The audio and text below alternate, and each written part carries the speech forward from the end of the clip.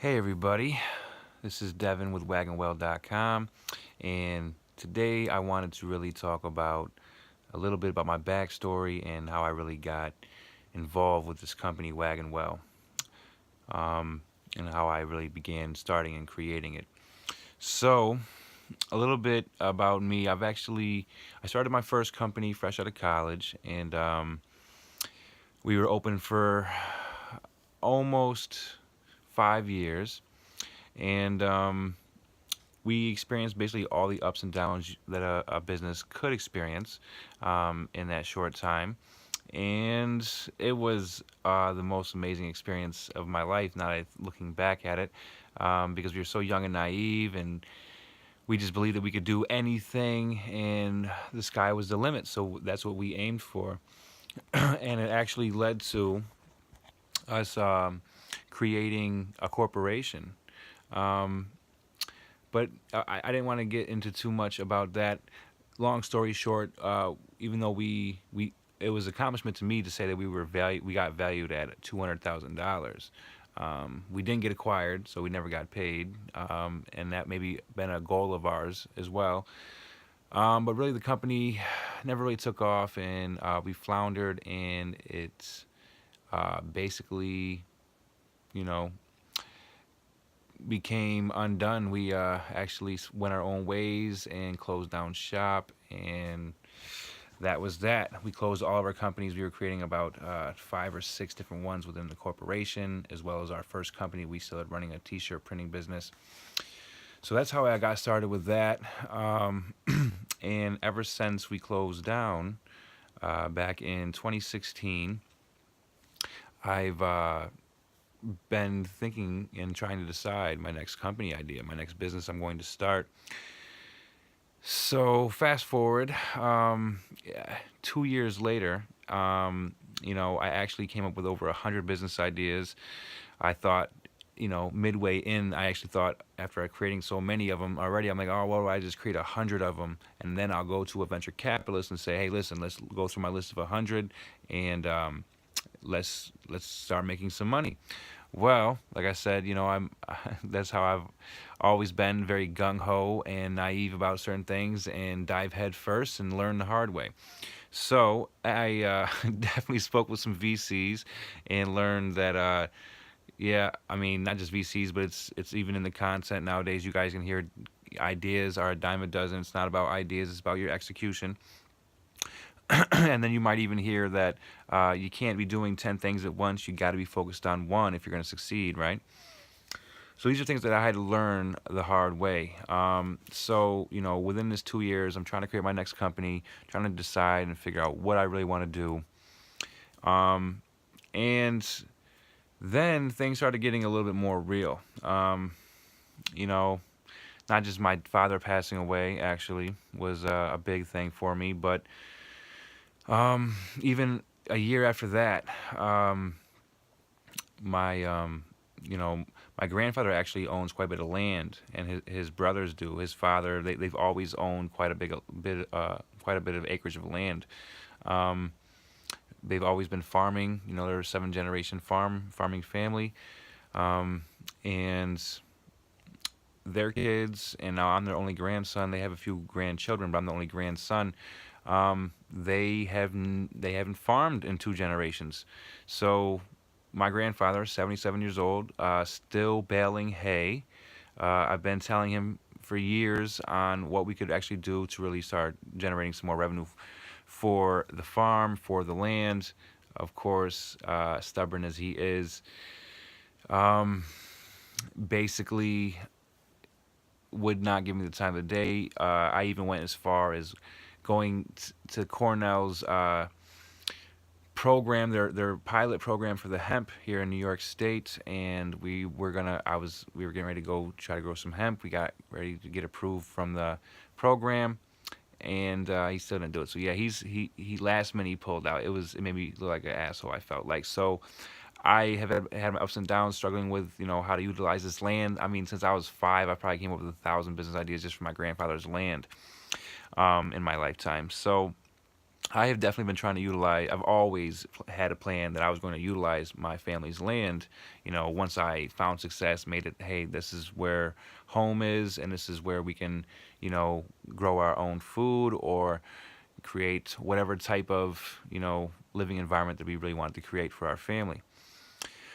So, and it is one of those family type properties where mom and dad live down the road, all the kids live down the street, all on the same land that the family owns, and then cousins and grandkids, aunts, like everybody's up there.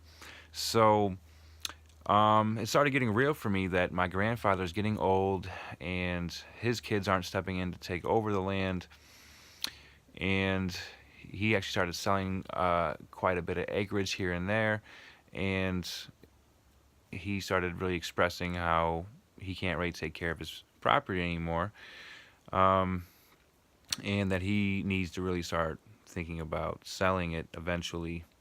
Um, and it's a tough conversation to have, especially with someone at that age who it's very hard to really know what to do in a situation. No matter what advice you can offer, somebody already has it in their mind that this is what they're going to do, this is what it's going to be.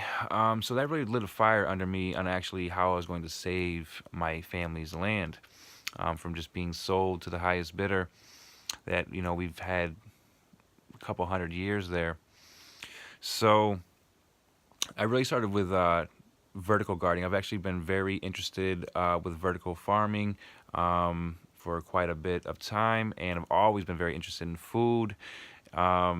Even though I never thought about starting a food business because of my college classes always told me that, my business professors would tell me that's the worst business to get into, it's the lowest ROI. So I had it in my head that I would never start that like a restaurant or anything like that, or a grocery business. Um, but that started to change when I started really considering this idea of vertical farming. It actually stemmed from an idea from my first the corporation idea that we were doing. We were actually a cannabis-based company, and I've had this idea. I won't basically, yeah, I might as well say it now since I've already came out and said it. I was going to create a company that we won't pick your bud or even grow your food or whatever your bud until you order it. You know, it's very customizable. It's very direct, and we thought it was the best,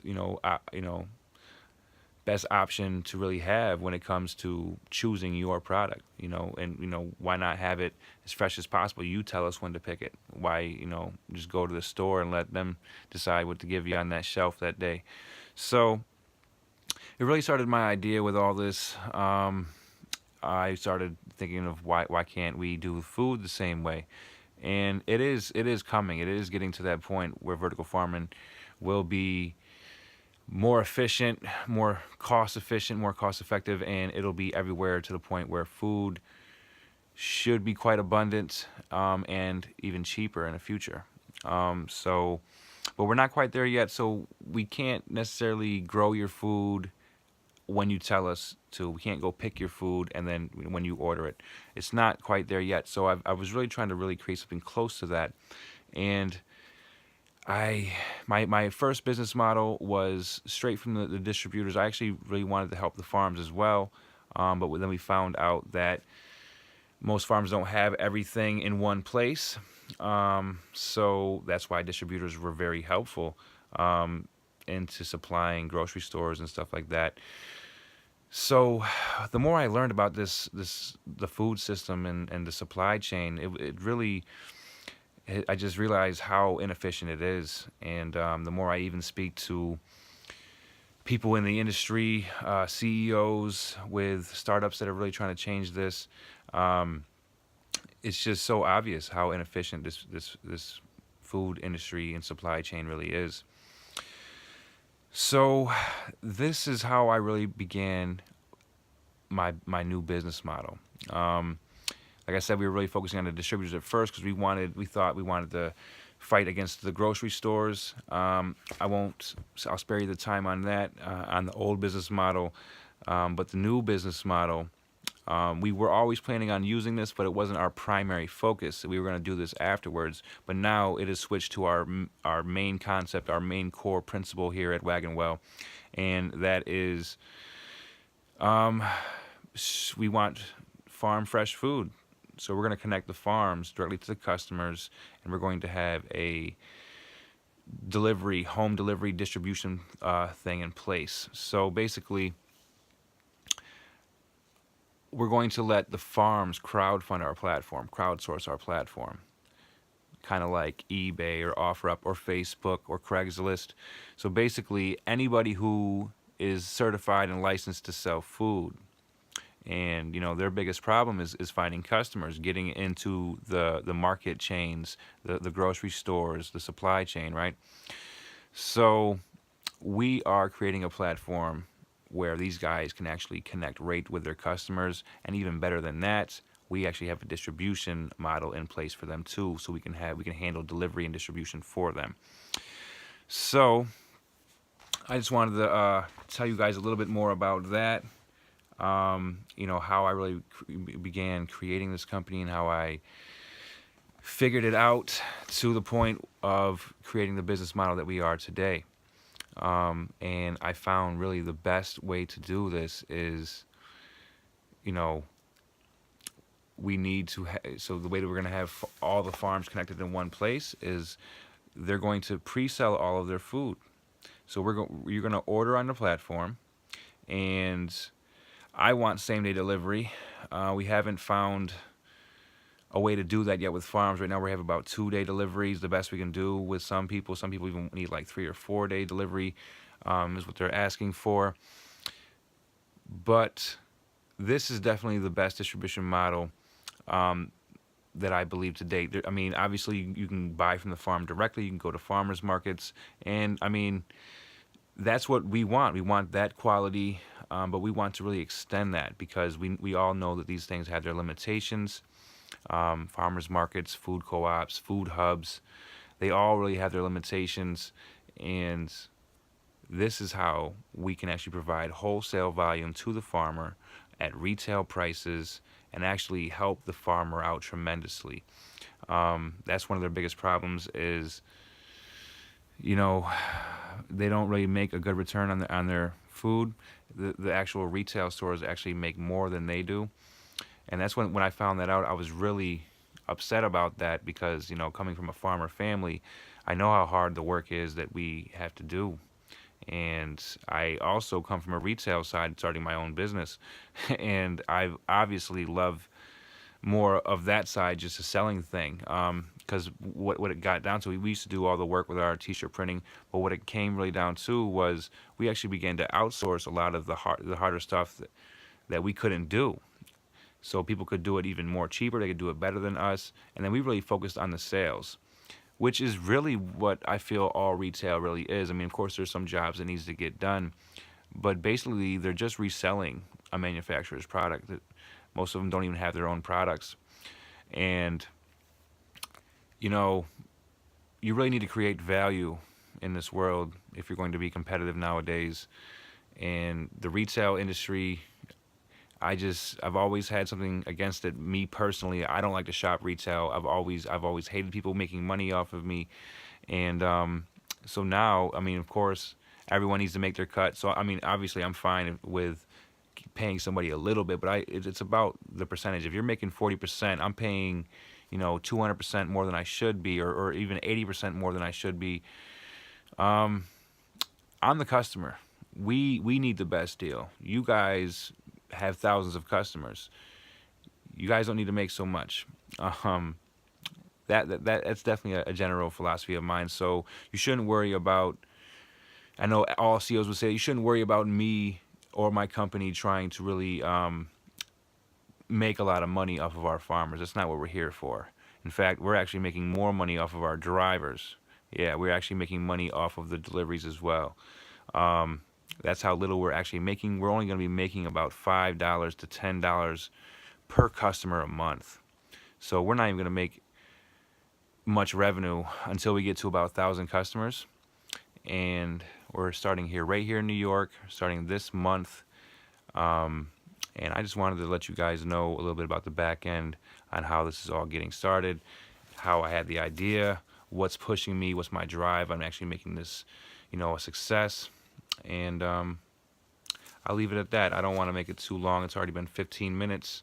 So if you enjoyed watching this video, give it a like, give it a thumbs up. Definitely subscribe to the channel Fresh Pitchfork Founder, even though we are called Wagon Well now.